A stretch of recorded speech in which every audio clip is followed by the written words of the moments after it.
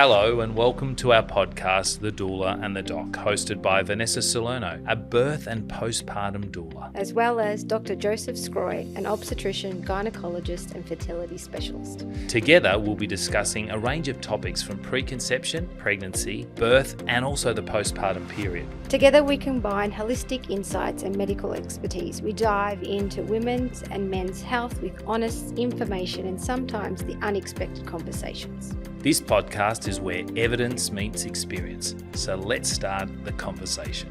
Please note the information provided in this podcast is for educational and entertainment purposes only and is not intended as a substitute for professional medical advice, diagnosis or treatment. Always seek the advice of a qualified healthcare professional regarding your own pregnancy, birth and health-related conditions.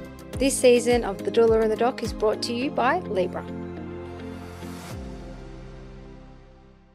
Welcome to the Libra Odd Spot. Yes, if anyone knows when you are in the bathroom and you are taking out your pad, we have odd spots and we love to sit and read while we're in the bathroom. So stop scrolling and start reading. A hippopotamus's milk is pink. That's really weird. Isn't it? Cuddling releases oxytocin, a chemical which helps speed healing and recovering from physical wounds. Well, welcome to our first ever episode of Doula and The Doc. I know. I can't believe it. It's been talked about for behind the scenes for a bit of time, hasn't it? Absolutely. And let's just maybe tell everyone a little bit about when we first, well, not necessarily when we first met, when you first decided to be a doula and you first came to the rooms and started engaging with all the patients and seeing them all. Oh, yeah. I remember because when you do your doula certificate, you also need a certificate regarding your births. Just like a midwife, but not as intense. So I remember I touched base with you and I was like, well, Joe, we know as you do, you have all these analogies when it comes to educating your women and your patients. So I was like, can I come and sit in your office? And I needed to know a little bit about more. And because I come from a medical background, I wanted to do it a little bit different to most doulas, let's say. So I remember coming and sitting in your office, just listening to you and your patients, and you're like, come on, you got to teach people what a doula is. And I was like, I can't do that. I remember you were like, do a flyer, come on, you got to give it to them, you got to tell them what it is. And I was like, oh, okay, I can. Obviously with time I was able to. And I remember we had to have births, and obviously while I was doing this is all COVID time too as well. It's like 4 years ago. I was thinking about it recently. And so I would have to say, go up to a patient and say, can I follow your journey? Can I come into your birth? And I'd get no, which is understandable, right? And that would have been probably because they just really didn't know what a doula was. 100% they didn't know what a doula was. And most people now when you think it's I say I'm a doula, they're like, oh, so you're going to do a water birth. That's the first. Oh, you're doing it at home. Like they just instantly have that vision of what a doula is, right? Yeah. And also it was also you could talk about how you thought of what doulas were at the time, but it was just this whole, what was a doula? It's not easy to say, oh, I'm an accountant and I do your taxes. Like people are like, oh, what's a doula? And you're ready to do the whole spiel of it all, right? And so I remember it's just, they were like, no, they couldn't understand. And I remember there was one lady that said yes. And I remember also driving home, and I was driving home, I said to a friend of mine, I'm never going to get into a birth. I just know I can't get into it. She's like, it's fine, you will. I'm now 100 and over 100 births Do you reckon later. you've probably done the most doula births? I reckon it'd be close to most doula births in Australia. Yeah, maybe. Yeah. In the amount of time that I've been a doula. In the amount of time, absolutely. Yeah. So how long ago when did we first start? So it was before COVID? Yeah, it was before COVID. So I started in your room 6 months prior to me doing my studies. Yeah. And so I became, it'll be 4 years ago, this year. Yeah. And I suppose it's fair to say that amongst obstetricians and midwives, doulas don't have a good reputation necessarily, do they? No, I didn't realise that. Yeah. Like I was like, and I'd done some births at the women's, for example, and I was like, I'm her friend. Like as soon as you said the word doula, it just And I I think didn't that, realize that. well, I think it also, it sort of unfortunately defined also the woman that potentially was birthing with the doula. So Yes. what do you think, in your opinion, what is the role of a doula? I mean, we're going to talk about an obstetrician in a minute, but most people know what an obstetrician does, but I'll sort of go into. But in terms of what defines the role of a doula? Or a doula comes from an emotional and more of a physical approach to birth, different to a midwife, and they have their training and they're medical. So we come on the emotional side of birth. I think even 4 years down the track, I see there's a spectrum of us. There's such a different role of different doulas, and some people will say, you're not the typical doula, and I wanted it to. It's not me coming across telling you I give you the tools. It's not me to come across with my opinion about birth. Does that make sense? So I think the thing that I found in terms of doulas working with the hospital system was there had to be this point of difference. They felt they had to be different to the system. And I think that's partly why there was this disconnect between medical midwifery staff and the doula, because the doula was sort of advocating for the woman in a way that was against the system. Yeah. And maybe part of the reason why you've been successful is because not necessarily you're working within the system, but you understand the system. Yeah. So, what sort of things in terms of doula training what was discussed? So we talk about obviously birth and all elements of birth. We talk about there's lots of things. We talk about postpartum. We also talk about end of life, because unfortunately pregnancy doesn't end in the result that it's always beautiful. So we learn on how to support a family post and all the things that we can do. We talk about, medical intervention as well as natural, methods and things like that. And I remember, even just sitting in the class of what it was like.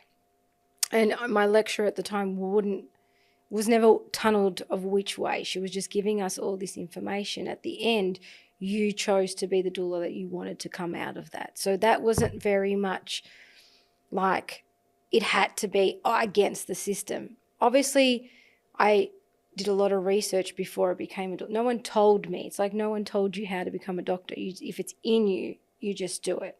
And I remember always, and people say, well, how do you become a doula? And I can't even tell you how it came up to me. And I gave birth through the pandemic and in 2020, and being so alone, even though it was my second time having a baby, and then working in IVF at Monash, women go through so much on their own and they don't talk about it. Yes, they have their person or their friend, but we hold a lot in.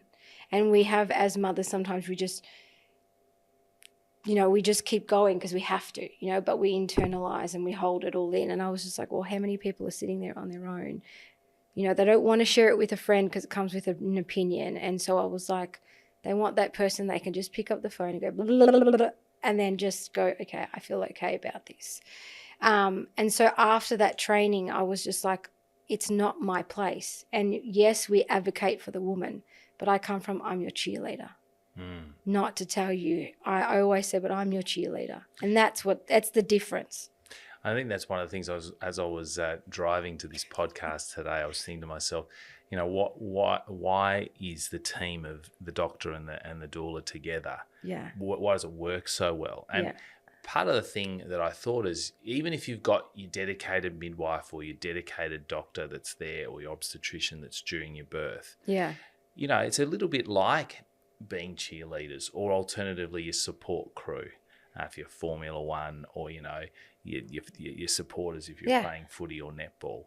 And the whole idea is that if you were to play these games or drive around the track without any support, you're likely not to necessarily succeed. And there's lots of studies now that have come out specifically looking at the outcomes for birth for women who have engaged a doula. And they've found, not only in terms of women who are wanting to have a vaginal birth, that the chances of having a vaginal birth are significantly higher. But most importantly, and I think this is the key to the whole birthing process, is that there's better satisfaction about the birth experience. That's right. And I think a lot of people, particularly nowadays, if we think about ourselves 300, 400 years ago as humans, many women will have already seen a multitude of births before they actually go through their own birth. They would have seen their mother go through birth. They would have seen their auntie go through birth, their cousins, their sisters. Mm-hmm. And yet nowadays, women don't see anything. In fact, the only sort of sense of birth they actually get is actually on television, which is so unreal. It's not the real thing. Hollywood has a lot to answer when it comes to birth. Absolutely. Yes. Absolutely. And I think part of that then is having someone who's navigated it from the perspective of an observer. Yep. And obviously in your case, more than 100. How many are we up to? 125. Oh, 150. My God, that'll be awesome. That's another cake, isn't it? Yeah, another cake. Raise my bat. Absolutely. We have to do a cannoli cake. A cannoli cake. Yeah, like a pyramid of cannolis. 150 of them. 150 of them. And I think, part of that is having someone who's navigated that whole process, navigated the journey of many births. Yeah. And being able to then instill a sense of empowerment and confidence in a woman that she can do it. Yeah, 100%. And I think that's the difference. And you can have your obstetrician, you can have a dedicated midwife, but we are also conscious of all the medical stuff overlaying everything that needs to happen in terms of the well-being of the woman. Not necessarily from an emotional perspective, because we're now worried about the nuts and bolts in terms of what's happening during the birth and also what's happening with the baby. So, it is very difficult for midwives and doctors to maintain that sense of reflection upon the experience. Yeah. As opposed to a doula who's there. You're not necessarily looking at that baby, listening out for the baby's heartbeat or understanding if the blood pressure of the woman's okay, or is she breathing okay, has she lost that much blood. It's more about that mental well-being and that cheerleader support. And it's not even for her, but her support. Absolutely. Either her partner or friend, because they have this look of like, holy shit, what is this normal? Like they have this look, and I will always give thumbs up to dad or the put, like, are you okay? And they're like, yeah, I'm there, or I'll rub their back and I'm like, you okay? And they're like, yeah. I'm like, do you need a coffee? You can leave the room, it's okay. Because it's not just about them, where they feel like if they're supported, then everything's sort of under control. And I think going back to the doula studies, I always would have people, when they are in that class, it's also for them in a way of reflecting on their birth. So when I'm with my clients, it's not about my birth experience. They don't ever ask me, like if they were to ask me, that's fine, I'll share. But I always say it's not about me, it's about you. Yeah. And so it's not about my opinion and me giving them the power to ask you the questions. That gives them power and empowerment themselves, because they don't just go, oh, cool, yep, that's what he said, and they just walk out. I think that's a really good point, that I think you bring a lot of vulnerabilities and a lot of sensitivities and a lot of bias if you bring your own experience into the birth space. 100%. And if you do that, like, my wife had it for her last labour, it was 45 minutes. And I've never had a baby, obviously, but if I was to bring that whole, women can do this in 45 minutes mentality to the birthing space, then everything that would seem like, I can't believe, why can't you do this? That sense of negativity from my perspective, if I was to relay that to the women I care for, would be completely disempowering for them. Yeah. I think that sense of objectivity is really important. And you're probably right. One of the reasons maybe why many of the doulas that were in the public sector, that were working with women, then maybe overlaid their own sense of frustration with the medical system that, created chaos for them. And they weren't heard at the time, or didn't know how to ask the questions. And they then felt this sense of, automatically these doctors and these midwives are going to be resistant to the woman. And so I've got to advocate for her, but bolshily. Yeah. And as a result, then set up this dynamic, which was really an us versus them mentality. And that's one of the things that I think is really disappointing about the birth space at the moment, is this sense that everyone's trying to eke out their sort of patch. I always say when it comes to birth, there's an opinion, but it's never filtered. Absolutely. It's never filtered. And one of the things that I constantly say is that if you are seeing someone who instills fear in you in any one of the systems. Like an obstetrician can say, I would never free birth, for example, or so on and so forth. But if you are instilling fear in a woman for the birthing choice that she decides to make, or instilling fear in other areas, then full well that that's probably not the best person that you should be going to see. And I'm reminded of one of our patients that we've collectively seen together. We saw her for her second pregnancy, but for her first pregnancy, I remember she had chosen to have a home birth. And that's not something an obstetrician necessarily would advocate for. But I remember she was an IVF pregnancy. She decided that the first pregnancy she'd end up with a home birth. And I said to her, look, this is an IVF pregnancy. I counselled her in terms of, birth, it can be unpredictable. Birth can also be quite exciting. If you want to do a home birth, that's fine, as long as you've got the safeguards in place. Yeah. And fortunately, she did. Ultimately, for her, the experience that she had resulted in her needing to go to the hospital and have a cesarean section. But understanding that and understanding all her anxieties and not disrespecting the decision that she made the first time round meant that when she got pregnant again for the second time round, she actually chose both of us in terms of her birthing experience the next time. And I think that's really critical and key. I see a lot of women who are seeking the advice of a doula or seeking advice of a midwife or an obstetrician, where the advice that they're giving is very much predicated on one set of objection. That's the way it should be, and any other way is incorrect. And instilling a sense of fear, and that I find that really disappointing, that we're disempowering women in such a way that really that almost heightens their sense of vulnerability and anxieties. We've had a mutual patient that she had an induction, she had an epidural, and she loves her birth. She won't talk about it. And she will say, I had an obstetrician, I had a doula, I had an awesome birth, but won't get into the nitty-gritties. And she's like, because I don't want anyone to take that away from me because I had such satisfaction. Because instantly they're like, why did you? And they ask that question where she's like, you know what? I didn't tell you the night that I conceived this baby. You don't need to know that information. Just imagine if we did. Far and unbelievable, wouldn't it? That's entertain. Like that's their ass. Do you know what I mean? Yeah. So she's like, well, why should I share that? That is intimate to me, my husband, when our baby boy was born, and I'm not sharing that. All right. Well, let's overlay some Sicilian music. Both of us, for you out there, we're Sicilian, both of us. So let's overlay some Sicilian music on this audio. That's a note to the people producing everything. But let's wide back time a little bit to, where your heritage comes from, and a little bit of an understanding of, your ancestors that did this sort of job, yeah? I was like, where are you going with this joke? Well, that's why I wanted the Sicilian music. Got to put that in. Okay, make sure you guys put that in. So I remember when I was becoming a doula, and I was telling my mum about it, and she's like, what's a doula? And then go into the explanation. And then as she does, she goes off a few days later. She's like, I remember when I was little, my nonna used to go help. She wasn't a midwife, Vanessa. And I said, okay. She's like, but she would get up in the middle of the night and she would go help the midwife. She wasn't there. She was there to support the mother.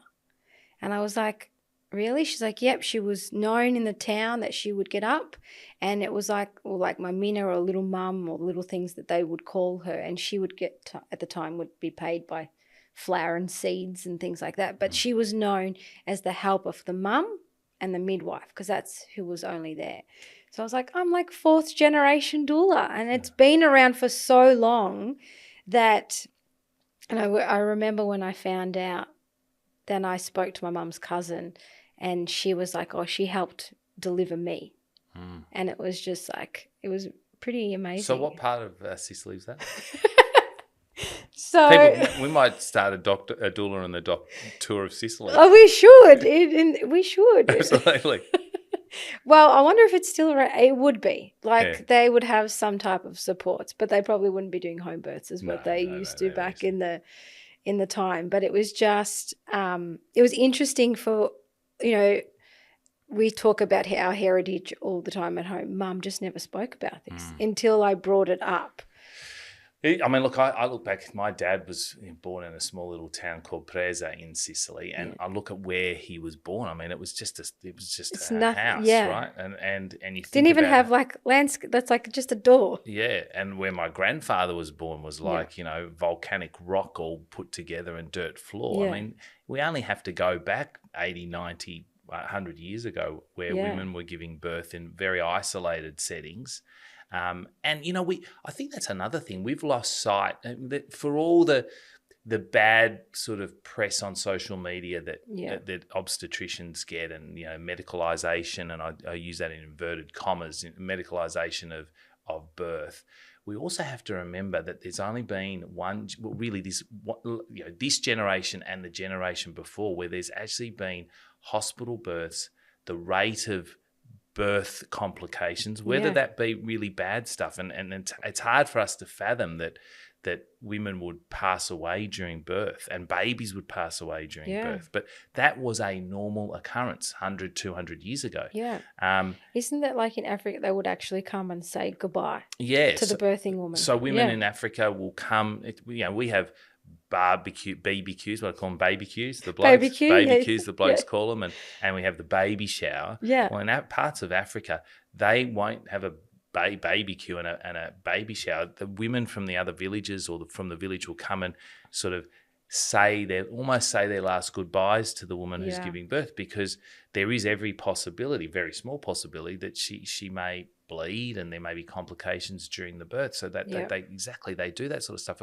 And we lose sight of the fact that, in actual fact, there has been such rapid development. We've realised about sterilisation, the fact that doctors and midwives were coming from other patients, not washing their hands and then catching babies, and then those women would end up with infection. We've developed medication in order to prevent bleeding soon after birth. So there's a lot of stuff that's changed over a period of time, and we've got to be thankful, partly for modern medicine, partly for better practices in terms of both obstetricians and midwives in terms of the way that they care for patients. Yeah. But that reality of many, many years ago in Italy and even in Australia and England, all these places where people had births. I mean, my wife is her mother was a twin, and her grandmother gave birth at home. First baby came out, the midwife was there, and then said, "Oh, there's another baby."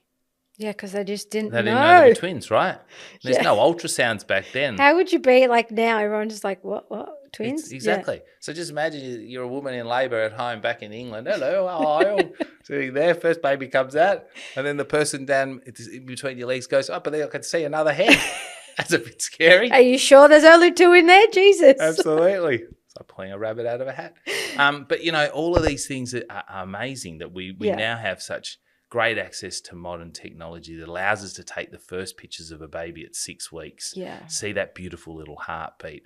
If you've got those levels of anxiety over the course of the first part of your pregnancy, you can do multiple scans. If you've got a bit of bleeding, you can come in and see your obstetrician or go to a hospital and get a scan done. And then, you get formal scans at 13 weeks and 21 weeks. You get to see the baby develop, all the organs are okay. Yeah.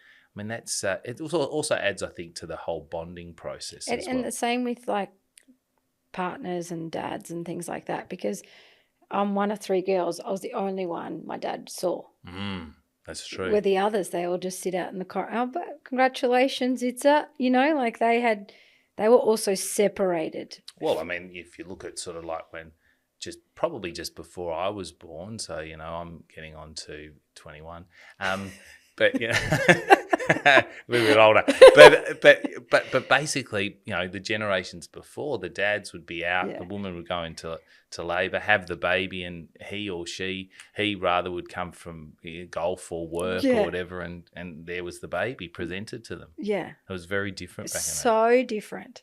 And I think, going back to also about talking about in the birth space, the different technique that I would do is that you would come in and you would say, okay, this is, like you would give them a question or a scenario, what could be happening.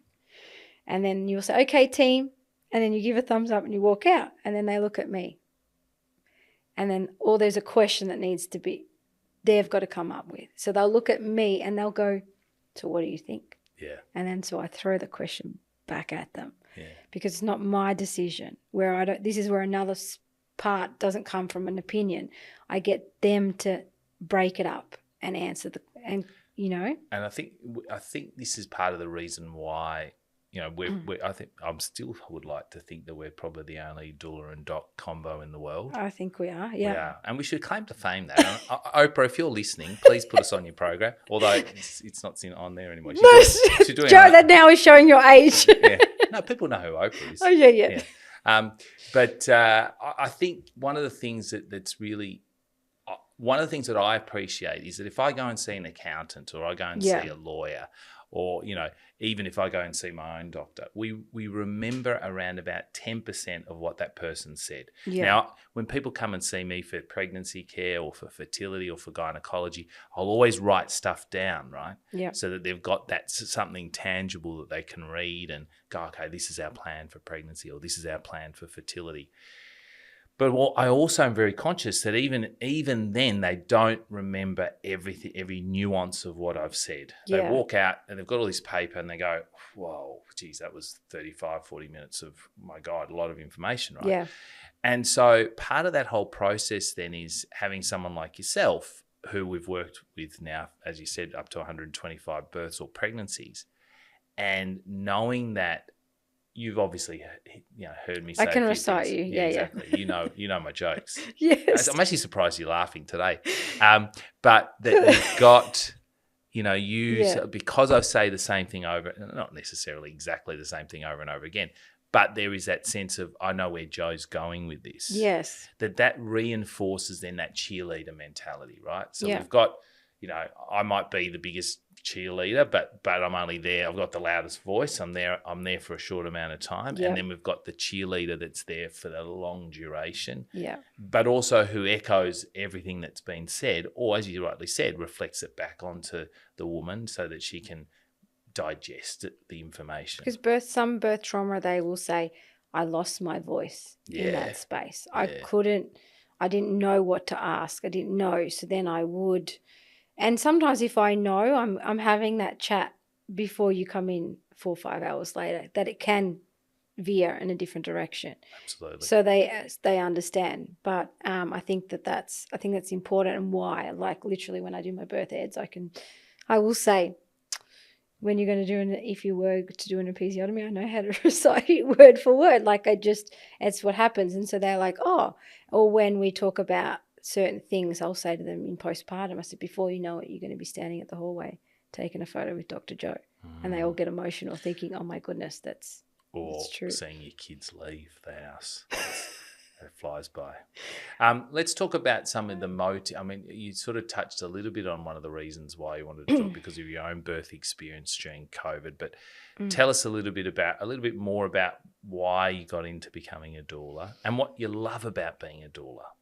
Oh, that's a hard question. Yeah. It's like asking. Apart from working with me, of course, which is okay. Awesome. So, firstly, what do I love about being a doula? It changes all the time. And I've probably seen more things that most doulas would probably never see. And being a part of their journey, I become almost like family to these people. And so I'm an auntie to a lot of babies. But it's more of watching people go through their journey and watching them almost change. They walk in as 2 or they walk in as 1 and they come out different. And that, you can't explain that. Like, you literally, like when that baby comes out or that doing that little handshake to the baba, it's silent. And you can't, I remember the first birth I saw with you, I was like, I want to do this every day.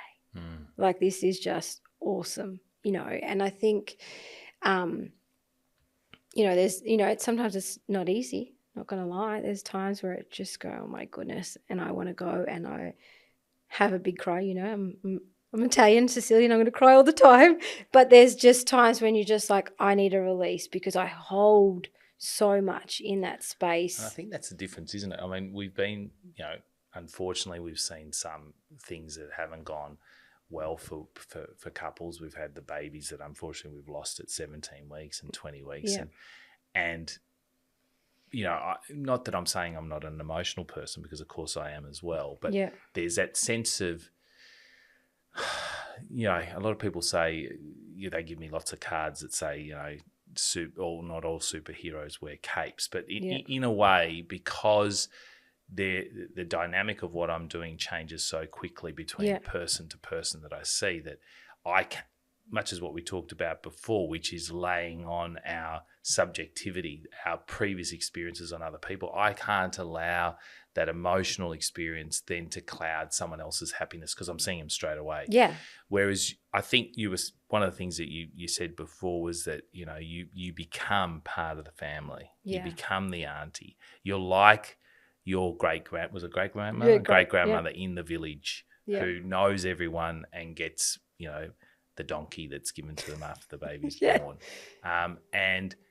And part of that means that you do carry a lot of emotional energy, and you do carry a lot of empathy with the women that are going through these terrible times, that it's a lot more difficult for you to disengage from that, because you're invested in them from a mental well-being perspective and from an emotional perspective that's far superior than what an obstetrician or a midwife could ever possibly comprehend. Because they feel safe to share things with me that they probably wouldn't share with the medical team, not even think of to share. And I think that's true. And I don't think necessarily that's because I'm a male. I think it's just because of the dynamic of being either a midwife or a doctor working in birth spaces. There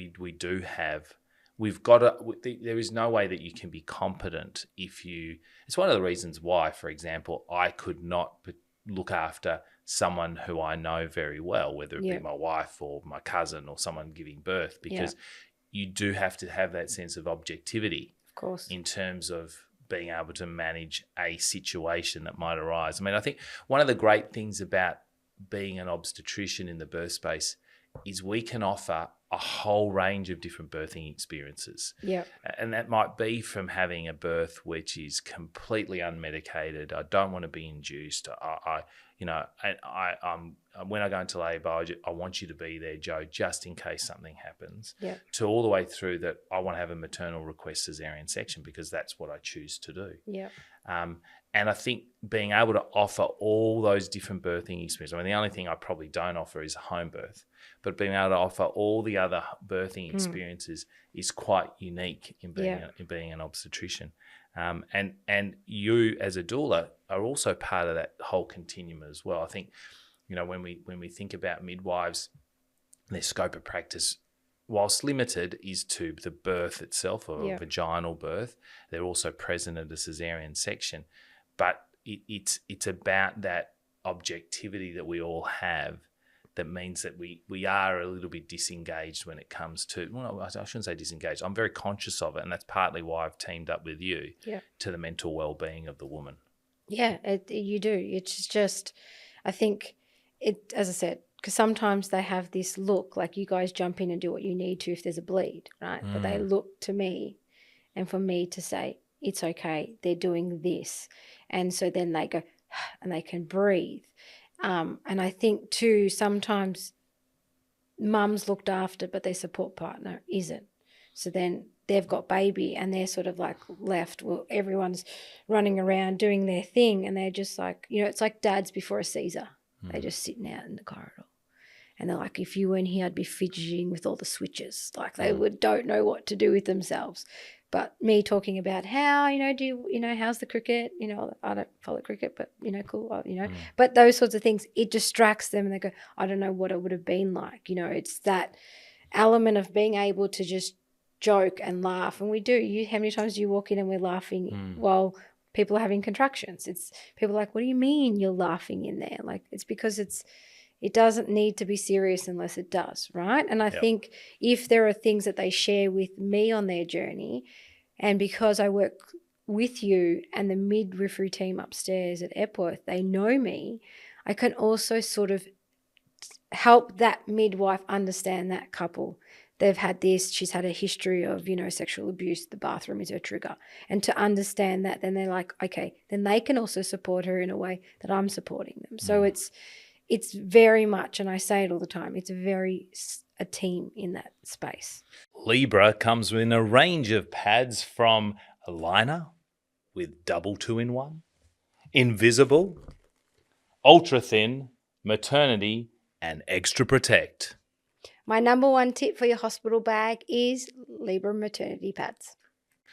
So it's interesting that the words for doula, midwife, and obstetrician all have different meanings. Doula Is a servant. A servant. It's a Greek word. Yes. Yeah. It's to serve a woman. Exactly. Where with a midwife is with woman. With woman. And then an obstetrician is to stand by. Really? So you know, we all have come from our different perspectives in terms of how we manage birth. You know, the doula is the servant, the person who's there wiping the brow, rubbing the shoulders, listening and really doing all the wants and needs of the woman, or caring to the needs and what the midwife is with the woman during the whole birthing process or the pregnancy. They're supporting them, but also understanding that she or he needs to support the baby, whereas the obstetrician's sitting there observing everything and standing by attentively, waiting if needed. And I think that's actually quite, whilst there's not specific lanes when it comes to birthing and birthing space, because obviously they do get blurred a little bit, you know, that generally speaking is how we manage things, really, don't we? You know, I'm there, I observe, I'm calculating. Like when I think, you know, Sherlock Holmes was written by a doctor, and part of that whole process is the detective of being a Sherlock Holmes is we're almost being a detective every single time we're entering into a birth space or a pregnancy. We're sort of forecasting in our own minds what potentially might happen in the future and trying to mitigate against that potentially not occurring or occurring. You know, ultimately for all of us, I think we're all on the same page, which is we want a happy, healthy mum who's got had a happy, really awesome birthing experience, but also more importantly, having a happy, healthy baby. And those three things combined then lead to these wonderful experiences that people have.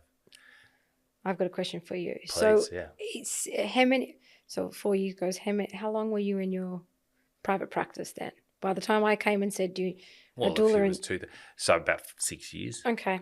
And so when so coming in and saying, to work with a doula, what was your thoughts? Look, you know, part of it is, again, unbundling all the biases that I had from the public health system, and also for those women who brought doulas into the private birthing space as well, because we do have a sense of bias, as I said before, in terms of doulas, and realising that it's not about me, and the fact that they're all, from my perspective, and as I said before, the most important thing is that someone comes out of their birthing experience absolutely loving it. And that may be despite there being something that's not happened that's what they expected. For example, they didn't want to have a cesarean section, or they had a complication during birth or pregnancy. But sometimes the most rewarding experiences are the hardest ones, you know, the woman who's lost her baby at 20 weeks and is just so grateful for the support that she's been provided. And even though it was hard and she went into labour early and there was nothing we could do to save the baby, the fact that she knew that we were there for her emotionally, physically, and able to care for her so that she can then have a brighter day ahead and have another baby. And we've seen a lot of those, you and I, you know, some of our patients who have gone through such horrific experiences in the past and then have come out the other end with, you know, a happy, healthy baby and had that cathartic experience and that healing experience that they so deserve. So part of it was realising that it wasn't all about me.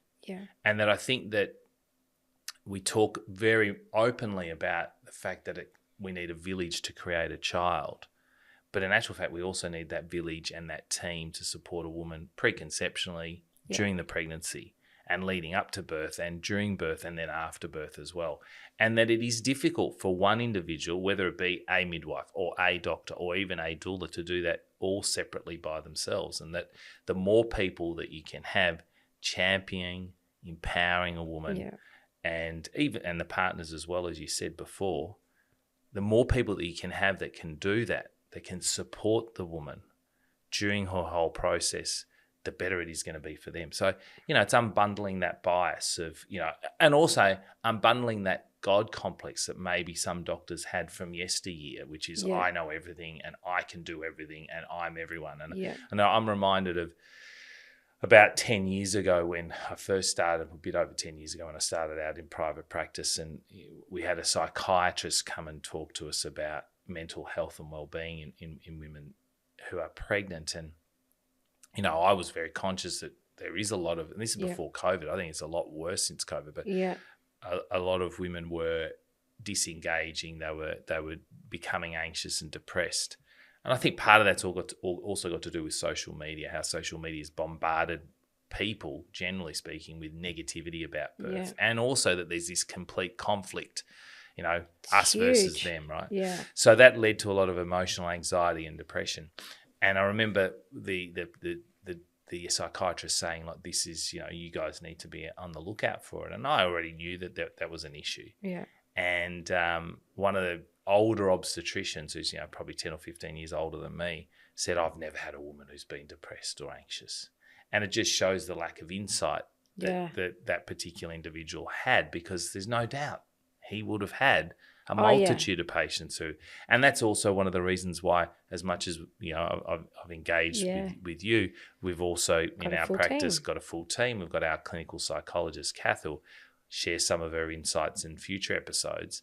But this is what's really important about building that team and building that village that can support the couple, the individual woman, the person giving birth through the whole continuum, so that they have their cheerleaders and they have their champions to get them to the ultimate goal. So what brought you to what you're doing today?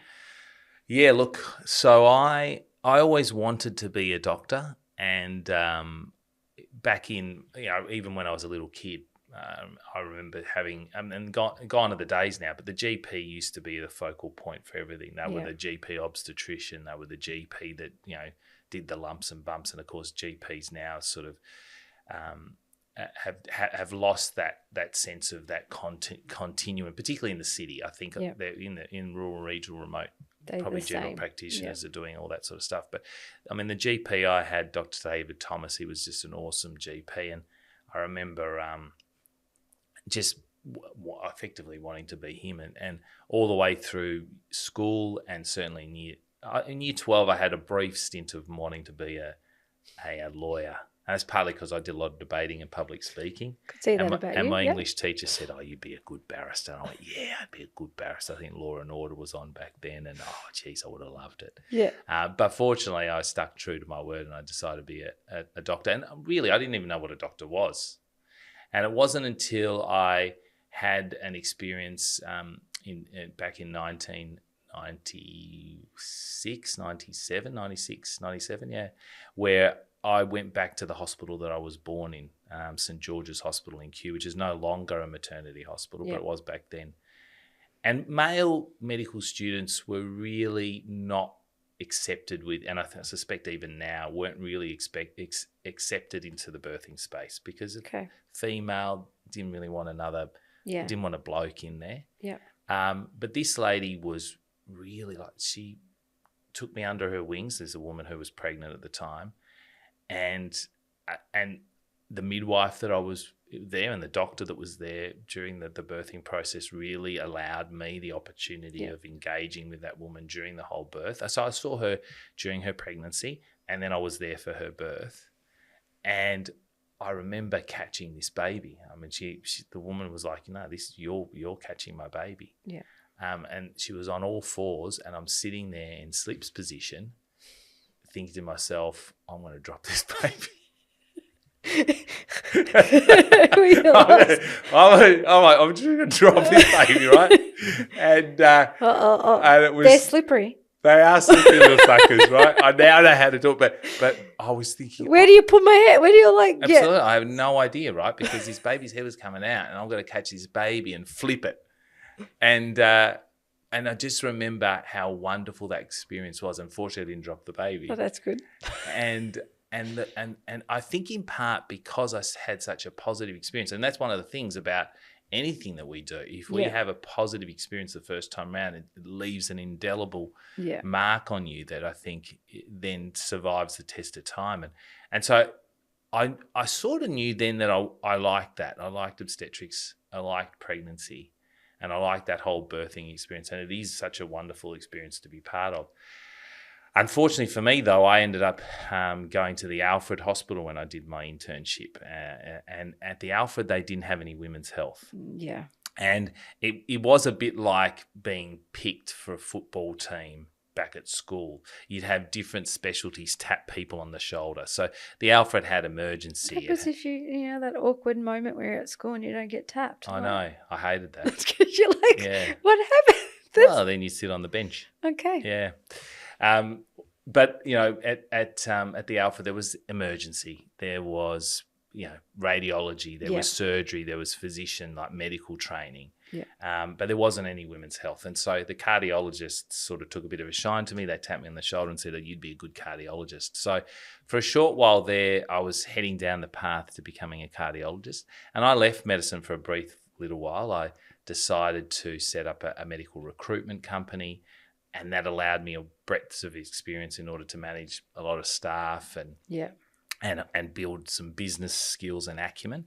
And during that period of time, my wife had our first child, Kiara, who's now 19. And at that point in time, I just remembered how awesome that whole birthing experience was from when I was a medical student. And I realised how great that whole birthing experience was. And I remember I didn't cry at the birth of my daughter, but I remember driving home and going to pick up some stuff, and as I was driving back it all flooded and it hit me, and I kid you not, I thought the windscreen wiper, it was raining and I put on the windscreen wipers, but it was actually tears in my eyes. Aww. Yeah, I couldn't put windscreen wipers on my eyes, unfortunately.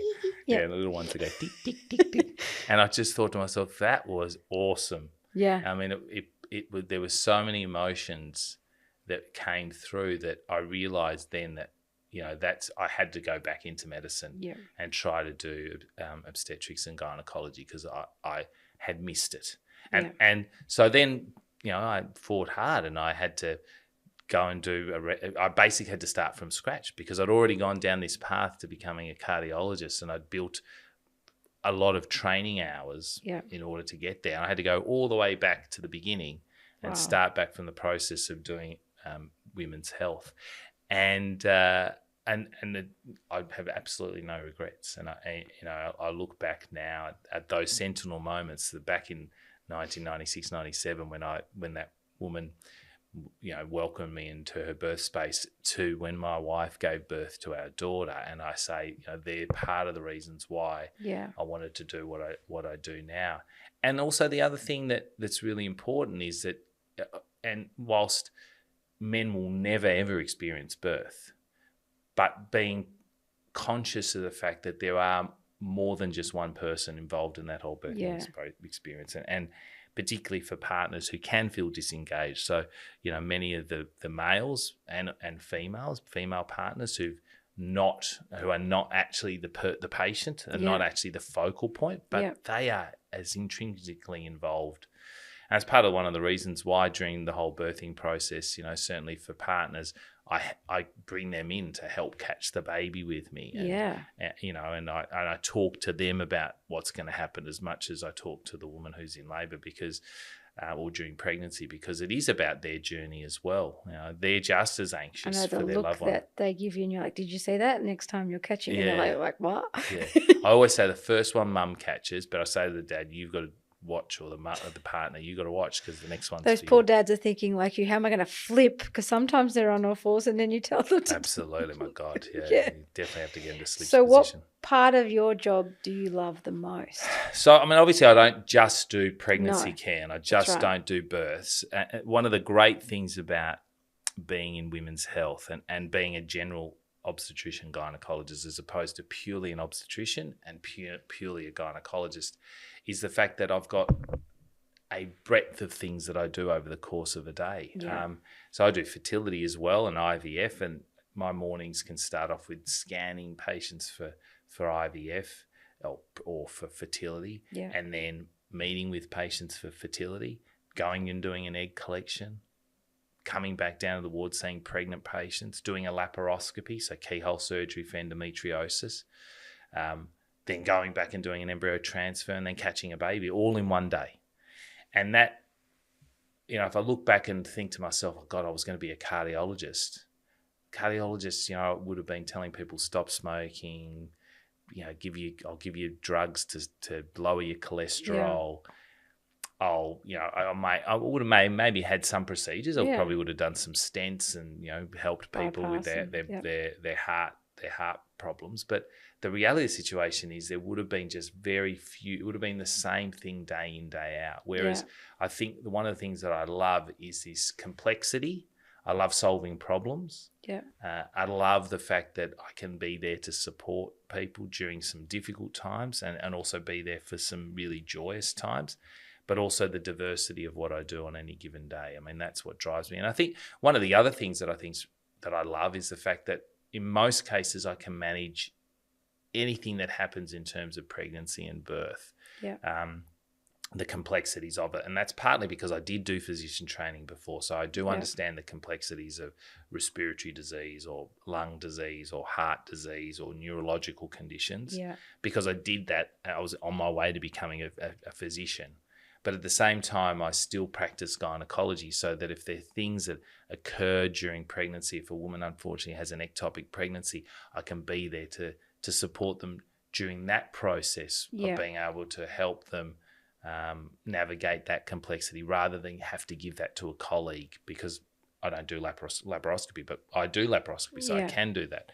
Or to, where we've got concerns with the baby or concerns with the mother. So all these sort of things means that I can be truly there during the continuum from really good times to really bad times, support them during the bad times because I know that there'll be good times again. Yeah, and there's not many that are in fertility and do obstetrics anymore. Yeah, there's not. And I think and a lot of patients will actually, or women and couples will choose to see me because I am there from the very beginning, from that preconception phase all the way through to birth. Tattooed on your arm. Yeah, I reckon there's not many obstetricians and fertility specialists who are out there. That has a patient. And I challenge you, if you're out there, to tell me that it's you. But one of my patients who came through for fertility and also for pregnancy care has tattooed Dr. Joe on her name underneath the baby's name, Jordan.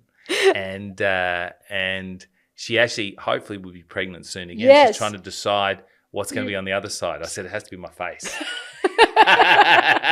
Nah, it can't be my face. Her husband's not even on her arms. No. It's craziness. But that's the whole circle, right? Absolutely. It's a whole circle from preconception all the way through pregnancy and birth and a tattoo. Yes, that's right. So that's it. Absolutely. So, well, thank you. And but one thing that I was going to say is that it's all about having that team, right? And this is where we've created this team and changing the norm. I want to change the norm of, what doulas are in the outside of, social media and things like that, and bringing everything back as a team. I think it's important to be able to do that. And, I want to take away the stigma a little bit. Absolutely. And I think, if we can leave with one thing, it's about making sure that the experience is awesome and realising that it's not one individual that's there, but it's a whole group of people that will get you there and ultimately end up with such a wonderful experience for you. All right. No worries. Thanks. Doula and The Doc, hosted by Vanessa Salerno at Perth. Can we just put in the bloopers at the end?